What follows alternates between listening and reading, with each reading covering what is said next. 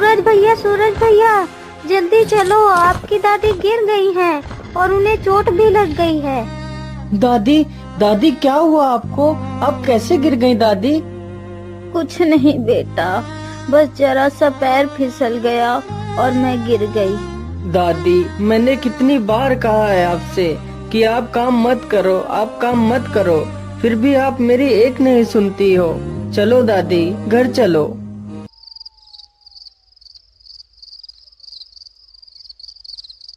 दादी मैं कल सुबह शहर जाऊंगा और वहां जाकर काम करूंगा, जिससे मेरी कमाई ज्यादा होगी और आपको मेहनत करने की अब कोई आवश्यकता नहीं है। क्या करूं बेटा, तेरे माता पिता के गुजर जाने के बाद मैं ही तो बची थी जो दूसरों का काम कर घर को चलाती।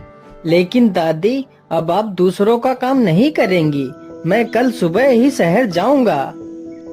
ठीक है बेटा, जैसी तुम्हारी इच्छा। चलो, अब रात बहुत हो गई है, अब तुम सो जाओ।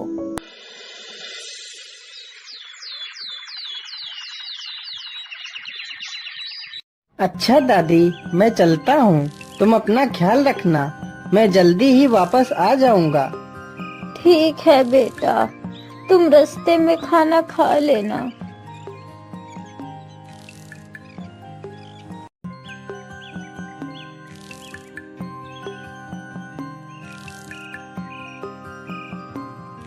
अब तो मैं चलते चलते बहुत थक गया हूँ और मुझे प्यास भी लगी है।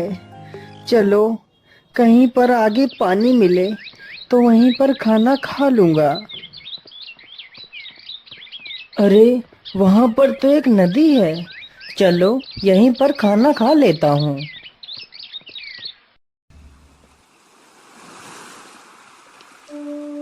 अरे बेटा, 3 दिनों से बहुत ही भूखा हूँ, कुछ भी नहीं खाया है, क्या मुझे भी कुछ खाना दे सकते हो?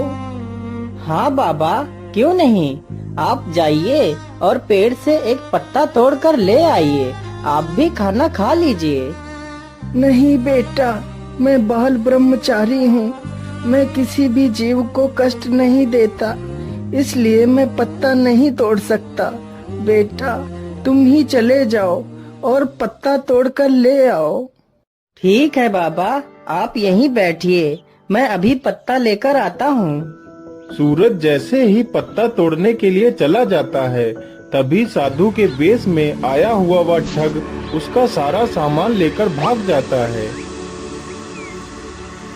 अरे ये बाबा जी कहाँ गए और मेरा सामान भी गायब है, तो क्या वह साधु के वेश में कोई चोर था? अरे चलो कोई बात नहीं, मुझे लगता है आज मुझे भूखे पेट ही चलना पड़ेगा।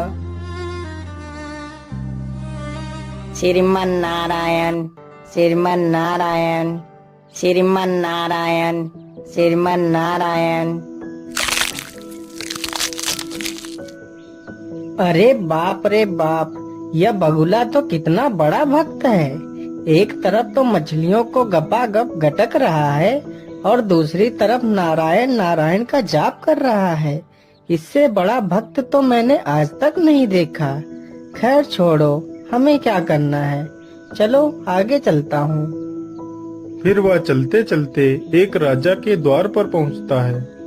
अरे द्वारपालो, मुझे राजा से मिलना है, मैं बहुत दूर से आया हूँ, अगर राजा मुझे कोई काम दे दे तो राजा की बहुत कृपा होगी मुझ पर। बहुत अच्छी बात है, तुम नौकरी करना चाहते हो, तुम आज बाहर जो 2 पहरेदार हैं उन्हीं के पास पहरा दो, मैं तुम्हें सुबह ही नौकरी पर रख लूंगा। अरे सुन मुसाफिर, तू यहाँ नौकरी के लिए आया है, लेकिन तुझे नहीं पता यह राजा बहुत ही दुष्ट है, तुझे जेल में बंद कर देगा और तुझे बंदी बना लेगा। अगर अपनी जान की सलामती चाहता है तो यहाँ से भाग जा। अरे नहीं नहीं भैया, आप कैसी बातें कर रहे हैं, राजा ने मुझे कहा है कि वह कल मुझे नौकरी पर रख लेगा, तो भला मैं यहाँ से कैसे जा सकता हूँ? राजा तो कभी भी झूठ नहीं बोलता, मुझे पूरा विश्वास है वह मुझे नौकरी जरूर देगा। मैं कल सुबह तक प्रतीक्षा करूंगा। मुझे लगता है यह मुसाफिर ऐसे नहीं मानेगा। चलो इसे मार कर कुएं में फेंक देते हैं। फिर दोनों पहरेदार उसे डंडे से पीट पीट कर कुएं में फेंक देते हैं, लेकिन सूरज कुएं के अंदर ही लटका रहता है। दोनों पहरेदारों को लगा कि मुसाफिर कुएं में डूब गया है और वहां से चले जाते हैं।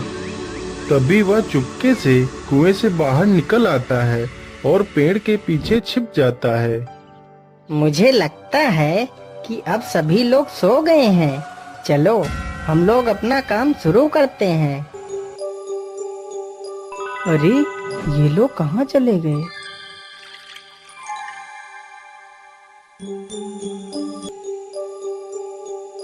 महारानी जी, आज मैं आपसे कुछ पूछना चाहता हूँ। पूछिए स्वामी, आप क्या पूछना चाहते हैं? महारानी जी, मुझे ये बताइए कि पतिव्रता स्त्री कौन होती है? पतिव्रता स्त्री वो होती है जो किसी गैर पुरुष को देखती तक नहीं। अरे जल्दी करो बल्लू, नहीं तो किसी ने हमें देख लिया तो हमारी खैर नहीं। चलो जल्दी से इस खजाने को झाड़ियों के पीछे छिपा देते हैं। सूरज पेड़ के पीछे छिपकर उन दोनों की यह सारी करामात देख रहा था। अभी तो काफी रात पड़ी है, चलो मैं यहीं पर छिपकर बैठ जाता हूँ, नहीं तो मुझे इन लोगों ने देख लिया तो मुझे मार ही डालेंगे। अरे ये क्या, ये महारानी जी इतना सज धज कर इतनी रात में कहाँ जा रही हैं? मुझे पता लगाना ही चाहिए।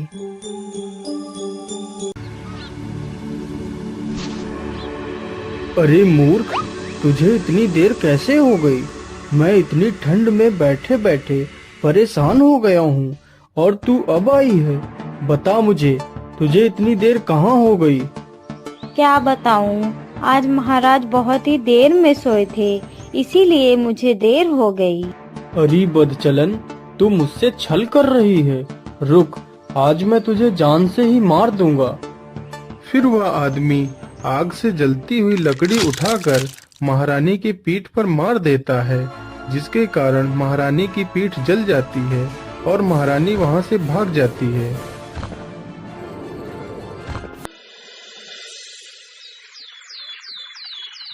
सैनिकों, जाओ और ढूंढो किसकी इतनी हिम्मत हो गई कि वह राजा के घर में चोरी करे।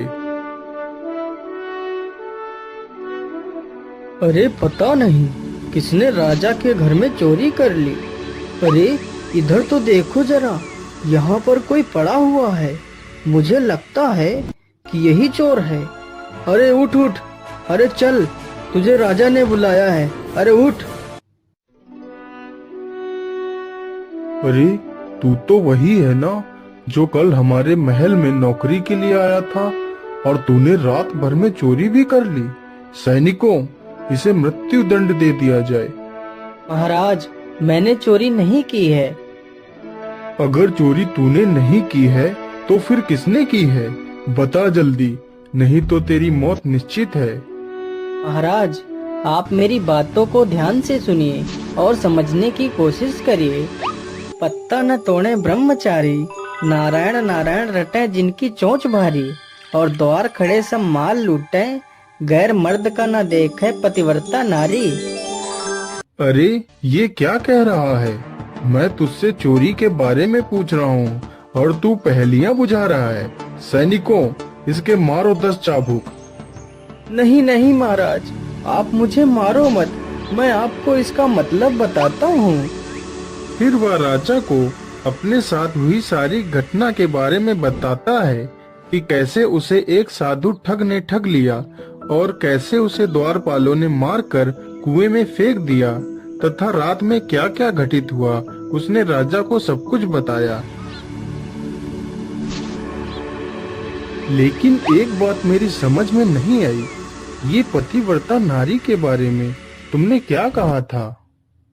महाराज, आज रात जब आप महारानी जी से पूछ रहे थे कि पतिव्रता स्त्री कौन होती है, तो महारानी ने बताया था कि जो स्त्री गैर पुरुष को देखती तक नहीं है उसे पतिव्रता स्त्री कहते हैं। लेकिन महाराज, जब आप रात में सो गए थे तो महारानी जी जंगल में किसी गैर पुरुष से मिलने गई थी और उस पुरुष ने गुस्से में आकर महारानी जी के पीठ पर जलती हुई लकड़ी से प्रहार किया था, जिसके कारण महारानी जी की पीठ जल गई है। यदि आपको मेरी बातों पर यकीन न हो तो आप अपनी महारानी के पीठ पर देख सकते हैं। जब राजा इन सारी बातों की पुष्टि करता है तो वह सारी बातें सच साबित होती हैं। तो राजा उन दोनों द्वारपालों और अपनी महारानी को मृत्यु दंड दे देता है और सूरज के साथ अपनी पुत्री रूपरेखा का विवाह कर देता है।